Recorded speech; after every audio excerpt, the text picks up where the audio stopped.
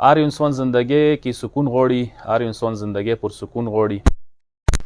خو زندگی کې مشکلات ورتلله دا طبیعي خبره ده. مطلب دا چې زندگی کې ضرور مشکلات رسی، خو انسان په کار هنر دا دی چې مشکلاتو سره انسان روبرو شي، غېږه ویستي. انسان مشکلاتو ته مشکل نه ونه وي، مطلب یعنې مشکلاتو سره زندگی تېره کړي، مایوس نه شي، ناامیده نه شي. زه به د څو آیتونه تاسو خدمت کې پیش کړم که نه. مثلا لکه سوره بلد آیت نمبر 4 کې پروردگار علم یایي چې لقد خلقنا الانسان فی کبد، مو انسان رنج و درد و تکلیفو سره خلق کړی دی.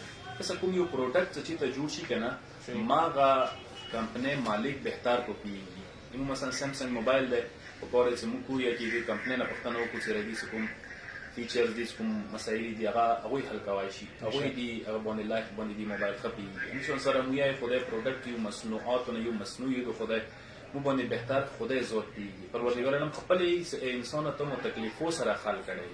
دنیا ته راتلله دا تکلیفو سره دی، دنیا کې زندگی دا تکلیفو سره دی، مشکلاتو سره همراه وي. اټ مینز مشکلاتو نه مایوس نه کېږي. زندگی به بغیر د مشکلاتو نه نه غواړي. مشکلات که زندگی کې وي، دغو مشکلاتو ته پکار دی چې ته مطلب غېږه ویږي، مشکلاتو سره مطلب ته بلد شي، عادت شي، اشنا شي که نه، مشکلاتو سره زندگی وکړي. مثلا زه تاسو ته قرآن یو آیه پیش کړم، یقینا دلچسپه دی. قرآن یوایي چې پروردګار علم وایي که نه چې بلا ته یعنې مشکلاتو ته بلای حسن نه ویلي شوي دي. یعنی مطلب دا چې مؤمنانو دپاره کوم کسان چې مضبوط و اعصاب مالکان دي، هغوی ته دغه تکلیفونه مشکلات داسې دي چې بهتره دي. فلم تقتلوهم ولكن الله قتلهم وما رميت إذ رميت ولكن الله رمى وليبلي المؤمنين منه بلاء حسنا إن الله سميع عليم. سورة انفال 17 نمبر 1 کې پروردګار علم وایي چې تاسو مشرکانو په مقابله کې مطلب دا دی چې مقابله نه دی کړې، مطلب یو قسم ته دا پروردګار علم و چې تاسو سره یې مطلب تعاون و مرسته کړې دی، دا گذرونه پروردگار طرف نه دی، ورسته پروردگار وکړي چې وليبلي المؤمنین منه بلاء حسنا.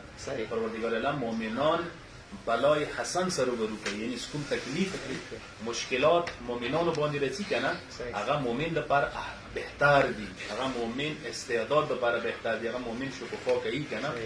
یا یو قانونی کلی توسعه ویایي که پروردگار علم وایي احسب الناس ان یترکوا ان یقولوا آمنا وهم لا یفتنون. سوره عنکبوت 2 نمبر آیه پروردگار علم وایي چې تاسو ګمان دا کوئ چې خدای به تاسو نه امتحان ونه کړي، ازمایش کې به مو ونه چي. پروردگار علم وایي چې دا ضرور